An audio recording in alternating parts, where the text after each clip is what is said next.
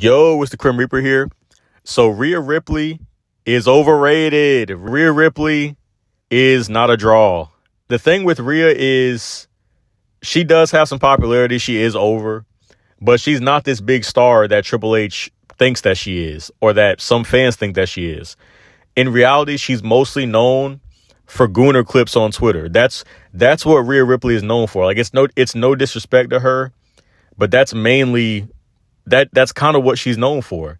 But that's why people know about Rhea Ripley. They know about her because of the stink faces at live events, or her pictures on IG, her twerking at the shows, like her booty out. That's what people know about Rhea Ripley.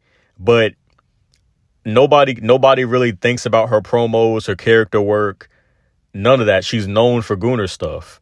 And really, that's most of her fan base, the Gooners. But Rhea Ripley herself, she doesn't cut great promos. Even in ring, she's not really that great. And it's not like she's had any big stories besides the Liv Morgan and Dom thing, but that was mostly because of Liv and Dom. It wasn't because of her. Like, Liv and Dom were the ones really carrying that story. That's what made people care about the story. So Rhea has never cut a good promo and not great in ring. It's just the gooning stuff. That's why she's known.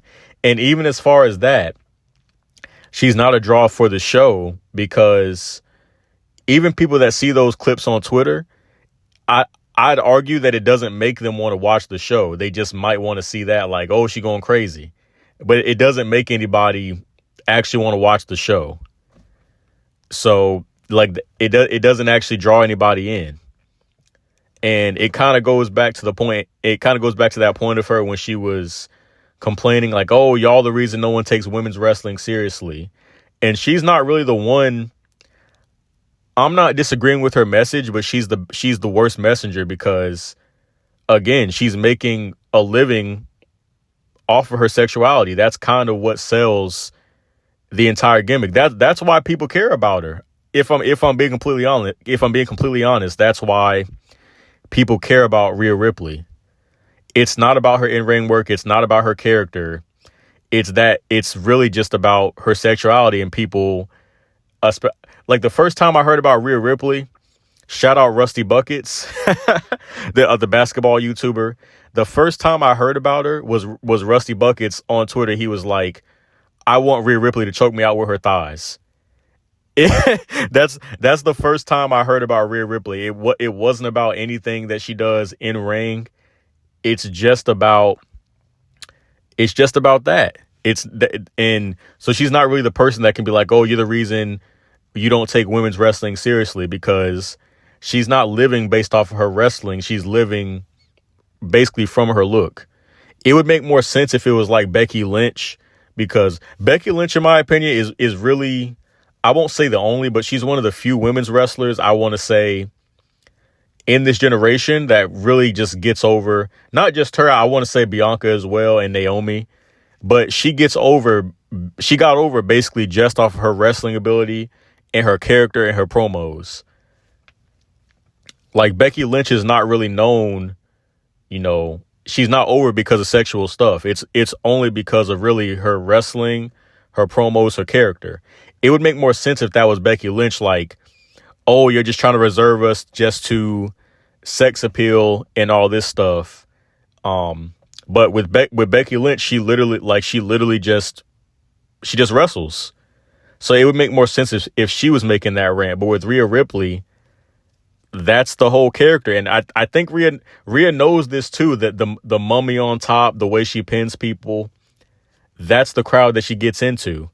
And on a larger note with women's wrestling, I feel like we've moving forward, but we've kind of moving back. Is moving a word? Moved. We've kind of moved back at the same time. So we're not in the bra and panties era, all those stuff for the Attitude Era, the Ruthless Aggression, and basically the women just being eye candy, the wrestling not mattering. But at the same time, so many women today basically make their whole gimmick their sexuality.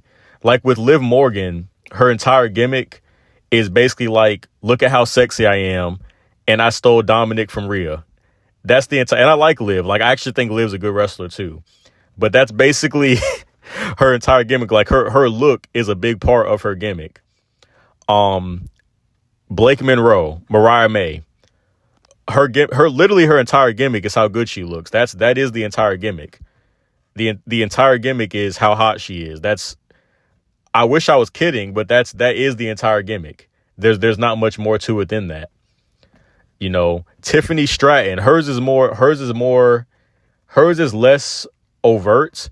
She doesn't come out and overtly say like, "Oh, look at how pretty I am," or that's not really like a selling point of her gimmick, or even subliminally, or just like on the show, they don't really make a big deal about like her looks, or you don't see the commentators going like, "Oh God," but with what she wears and stuff, that's why she's pushed. Like, that's why Tiffany Stratton is pushed.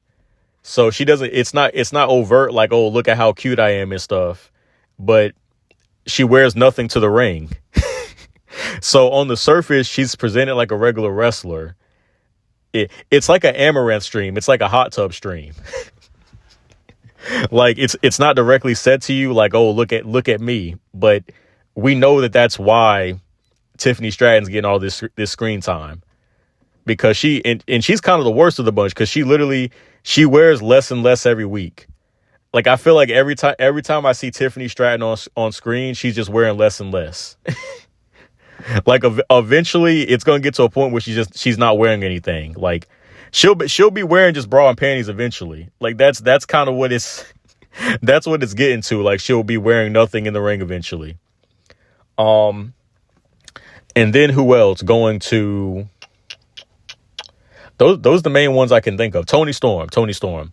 So her character in AEW, it's not inherently sex related. It's about her being basically thinking that she's in the 1930s. That's kind of her whole gimmick. She thinks she's from the 1930s. She has a butler and stuff. Timeless Toni Storm. That's the whole gimmick. But she still does things where like she kisses other women, or she'll slap her butt. Like, so it's like, it's kind of backwards. So it's like the women's wrestlers, we're trying to just be, "Oh, we're just wrestling. It's not all sex appeal," but they still basically, a lot of these women today, their whole gimmick is their sex appeal. like for a lot of these women. So it's like a contradiction, you know? But hey, that's all I got to say today. Crim Reaper out. For more of the Crimson Brothers, follow the Crimson Wrestling Federation today. I'm Commentator Havoc, the voice of the Crimson Wrestling Federation. And you can see the calls I've made in the Crimson Wrestling Federation, in the comic Crimson Wrestling Game, Story of Malice, in the description below.